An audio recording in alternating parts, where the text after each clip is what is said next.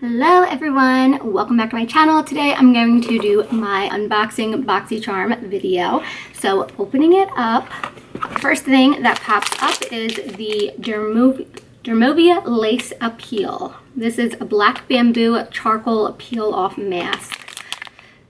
I've never heard of this before, but I'll definitely try it. I'll try it tonight and let you guys know what I think of it over on my Instagram probably. I love trying new skincare products, so that's a plus for me. I love face masks. If you guys follow me on my Instagram stories, literally every other day I'm like trying some sort of skincare masks or like detox thing. I don't even know, but I'm always like trying new things. So if you love beauty and skincare, definitely follow me over there because I live for it.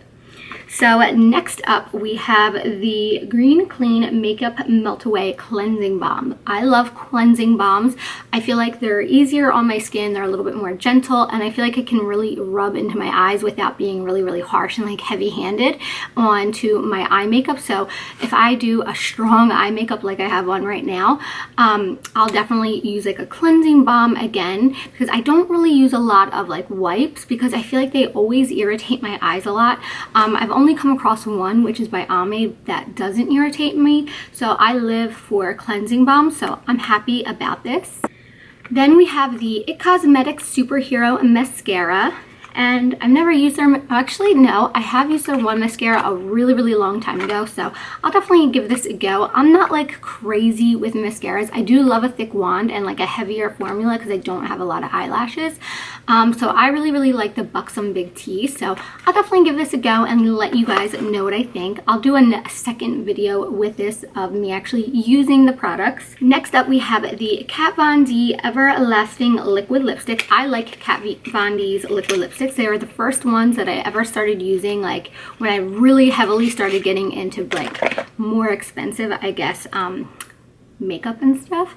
And actually the first one I ever bought from her was, it was like a dark deep red color, and I actually got a few of my friends hooked on her lipsticks too, so this is kind of like a throwback for me. But it's a really pinky purpley berry type of color, and I don't feel like those always look good on me, but everyone's different. I just feel like that's like the least, this is probably the last color I would pick. Yeah, but I'll try it out. I'll see how it goes. I know I'm gonna like the formula because I've tried these lipsticks and I love her formula. She has great formulas. I just, oh, the color. I'm gonna look awful in it, but I'm just gonna go with it. I'm gonna let it happen. And then for the palette, it is the Pure Midnight Masquerade. Very cool that you have 4 blushes and 6 shadows, and I'm notorious for using my blushes as eyeshadows or even highlighters, stuff like that. So it's like you have a 10 shadow palette. And honestly, looking at these blushes, you could even probably use it a little bit as a bronzer. And in this palette you have 5 sparkly shades and 1 like brown matte color, but then the other blushes are all matte too, so you could also use that as eyeshadow. So I'm gonna go swatch these really quick. So here are the swatches. I rubbed my hand pretty deep and like kind of hard into the palette when I did this. The blue didn't swatch that great for me. It came out like a little chunky, and I had to like keep rubbing it. You can see there's like spots in my skin that don't have the shadow on it. The like maroon color went well, the green went really well, the silvery white went well, and the black looks a little bit gray and kind of like that dirty gray, so I don't really love the black either. I do have a little story about Pure Cosmetics actually. If you, like I said, if you guys follow me on Instagram, I try to keep up with my stories and let you know what's going on, and I get like a little bit more personal. But I had put up a snap the other day and it said, what was it, yesterday? And it said, when, I'm trying to remember word for word, but it said, when you've always gave great reviews about a brand and you didn't give and you gave a negative review on one of their products, they completely blacklist you. Cool. That was about Pure Cosmetics. They used to be so good to me. They would send me products, they would post my photos, they would repost my photos on their Instagram, and then literally like, it's like I never heard from them again. And like I said, I've always, before I even like got into blogging and stuff, I really liked Pure Cosmetics, and there was times that I tried something and I didn't like it, and I was honest about it. And I don't think there's anything wrong with being honest. I like watching people that are honest. Like, I'm just like feeling some sort of way, you know what I mean? And I feel like I've heard this.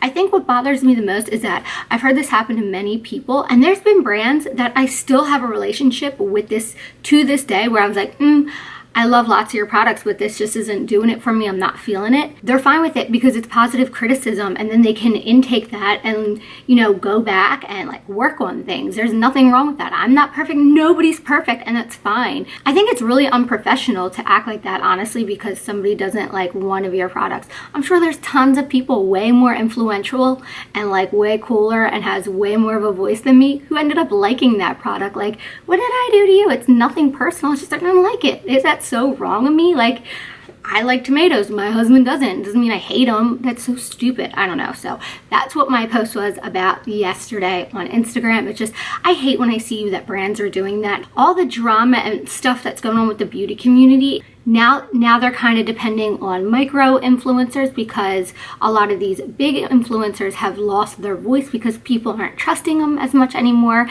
So I think it's awesome that micro influencers are kind of like being more recognized. The thing is with their fan base is that they're so loyal to them is because they're honest and they're pure and they're like telling the truth, because at the end of the day, like, they're buying products too. Even though we get sent a lot of free stuff, like, we're still putting out money. Like, my backdrops cost money, the lighting costs money, you know, different things cost money, and it costs our time. Even though I do this while my baby's sleeping, I'm still like trying to brand myself and learn and do housework and clean toilets and hopefully have enough time to upload something and try to keep up with the trends and try to constantly learn. Like, even though that's not spending money, to me, time is money spent. Like, that's important time to me.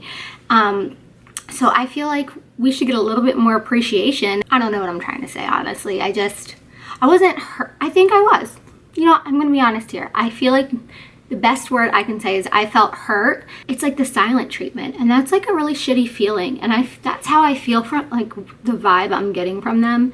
And that sucks because, like I said, people put their heart and their soul into this, and to get reprimanded almost because you're telling the truth is really sucky. So anyway, I'm done raving and ranting about that, but I love you guys so much, and I'll definitely do another video using the palette and using some of these items. I love you guys, and I'll see you soon.